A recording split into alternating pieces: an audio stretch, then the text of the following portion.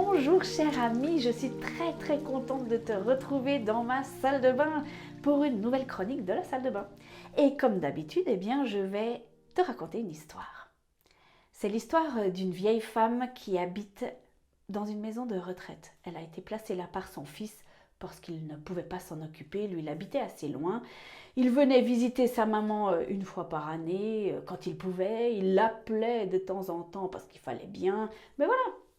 Et un jour, il reçoit un téléphone, celui de l'infirmière de la maison de retraite, qui lui dit que sa maman est au plus mal, qu'elle est en train de vivre ses derniers instants et qu'il fallait qu'il vienne. Alors, le fils s'est précipité à la maison de retraite, il arrive dans la chambre, il voit sa maman allongée sur le lit, il s'agenouille, ça lui fait quelque chose quand même, sa maman est en train de mourir. Et puis, il lui demande, mais maman, qu'est-ce que je peux faire pour toi ? Alors, dans les dernières forces qu'elle a, sa maman demande à son fils deux choses. Qu'il achète des ventilateurs pour la maison de retraite parce qu'en été il fait tellement chaud que c'est quasi insupportable. Et aussi d'acheter des frigos avec de la nourriture dedans parce que souvent il n'y a pas assez à manger au repas et les personnes âgées vont le ventre vide se coucher. Mais le fils est vraiment étonné, il lui dit mais maman, pourquoi tu me demandes ça ? Enfin, tu es en train de... Il n'avait pas tellement envie de prononcer le mot. Alors, la maman lui a dit, mon chéri, moi je peux supporter ça, mais toi, quand tu vas devoir venir dans la maison de retraite, tu ne vas pas y arriver. Tu es tellement fragile. Tu ne vas pas supporter la chaleur et tu ne vas pas supporter la faim, alors je pense à toi. Intéressante comme histoire, n'est-ce pas ? Alors, je pourrais te parler de l'amour d'une mère pour son fils. Oh, on pourrait en faire des kilomètres et des kilomètres, n'est-ce pas ? Mais aujourd'hui, je vais te parler de la relation à nos parents. Alors, si pour toi, la relation avec tes parents est extrêmement difficile parce que tu as subi de la maltraitance, de l'abus ou n'importe quoi, évidemment que cette chronique ne va pas t'aider et que tu vas te dire que c'est impossible. Et je suis bien d'accord avec toi. Souvent, il faut des années de thérapie, il faut des années de travail sur soi pour y arriver. Donc voilà. Moi, je vais parler des relations avec une famille normale, à peu près normale, parce que bon, après, il faut définir la normalité, mais là, pareil, on peut y passer encore beaucoup de temps. La relation aux parents, elle est parfois pas simple, n'est-ce pas ? Mais il y a toujours quelque chose qui m'interpelle. Comment est-ce qu'on prend soin de nos parents ? Dans la Bible, il y a ce verset très connu qui dit « Honore ton père et ta mère ».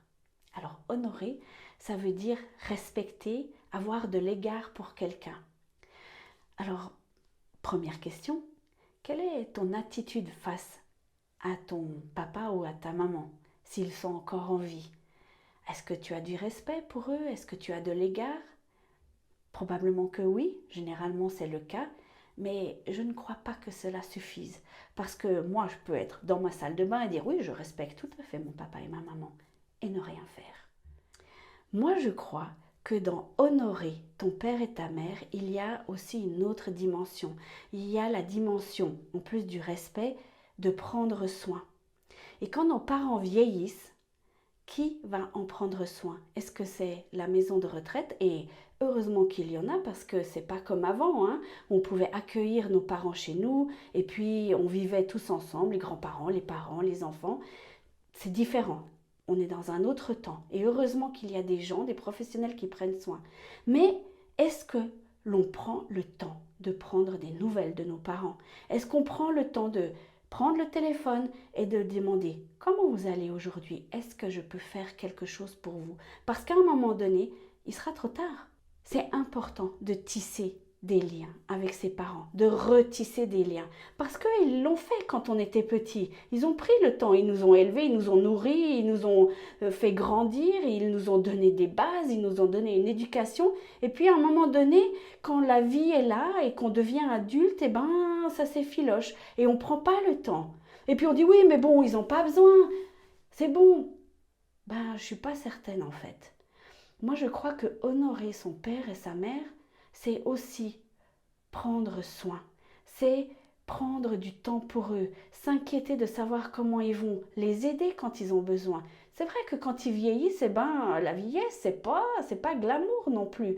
Parfois, ils perdent les pédales, parfois c'est difficile, ils n'y arrivent plus comme avant, et parfois, on devient le parent de nos parents. C'est vraiment pas simple et c'est pas hyper excitant hein, d'avoir ça dans la vie.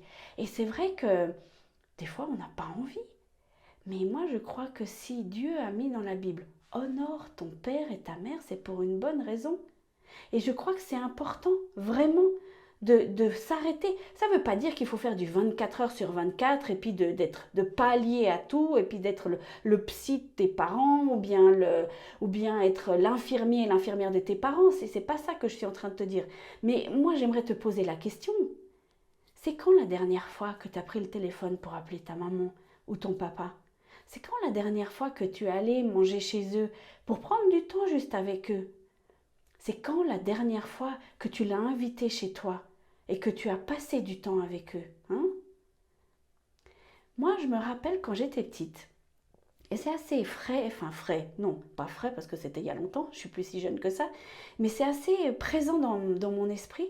Je me rappelle que ma grand-maman, la maman de mon papa, à un moment donné, elle a fait un AVC et elle habitait à très loin. Et elle avait beaucoup de peine, évidemment, elle était hémiplégique et c'était compliqué, elle avait de la rééducation à faire. Et moi, je me rappelle que mes parents ont accueilli ma grand-maman à la maison. Et moi, je me rappelle de ma maman qui s'est occupée de sa belle-mère, qui s'est occupée de la nourrir, de la laver, de l'aider pour ses exercices. Et c'est quelque chose qui est resté très présent dans ma tête. Parce que laisse-moi te dire une chose. Tes enfants, si tu en as, si tu as la chance d'en avoir, ils te regardent tout le temps. Ils observent comment tu es. Hein. Et puis, la manière dont tu te comportes avec tes parents ou tes beaux-parents, ils le voient. Et crois-moi que quand tu vas devenir vieille ou vieux, s'ils ont eu un exemple de «Oh ben écoute, une fois par année ça suffit, hein, et puis bon, pourquoi avoir des relations?» Ben ce sera peut-être toi qui vas te retrouver toute seule ou tout seul. C'est important de soigner, c'est important, pas seulement pour ça, hein, pas seulement pour te dire, ben, si je le fais bien, mes enfants vont bien le faire, ça, c'est pas forcément ce qui va arriver, mais c'est quand même un bon exemple. Moi, je crois que c'est important de tisser des liens avec ses parents, parce qu'un jour, laisse-moi te dire, ils ne seront plus là. Et peut-être que les questions que tu vas avoir en vieillissant toi-même, ben, il n'y aura personne pour répondre à tes questions. Et moi, je crois que dans tisser les liens avec ses parents, c'est aussi questionner, parler, interroger, dire «Ah, mais toi, comment c'était? Comment tu as fait?» Et c'est important parce qu'ils ont une certaine sagesse que tu n'as pas quand tu grandis. Mais plus tu vieillis, tu es d'accord, plus tu l'acquiers. Mais c'est important d'interroger pour comprendre qui tu es tant qu'ils sont là. Parce qu'après, tu peux aller sur la tombe de tes parents, ils ne te répondront pas. Alors oui, ça demande de l'effort. Oui, c'est compliqué parfois. Oui, c'est difficile. Oui, parfois tes parents te sortent par les trous de nez. Mais c'est la vie. Alors moi, je t'encourage vraiment, si ça fait longtemps que tu ne l'as pas fait, prends le téléphone et prends des nouvelles de tes parents. Ou prends le temps d'aller les voir. Et parle, interroge-les, crée des liens, tisse des liens. C'est si important. Pourquoi est-ce que tu crois que souvent, quand tu entends l'histoire des gens, il y a souvent une histoire avec les parents? Mon père, j'aurais voulu, ma maman, j'aurais voulu, je n'ai pas fait assez, j'aimerais tellement qu'ils soient là. Profite quand ils sont là. Et prendre soin, c'est aussi passer du temps avec eux. Alors j'espère que ça va t'encourager à le faire. Je ne dis pas que c'est facile. Je ne dis pas que ça se fait du jour au lendemain. Si ça fait longtemps que tu n'as pas créé des liens avec tes parents, mais ça en vaut la peine. Et ça apaise parfois beaucoup, beaucoup, beaucoup les choses de ta vie à toi. Voilà, je te souhaite une bonne journée. J'espère te revoir bientôt et je te souhaite vraiment beaucoup, beaucoup de bonheur encore avec tes parents si c'est possible. Au revoir.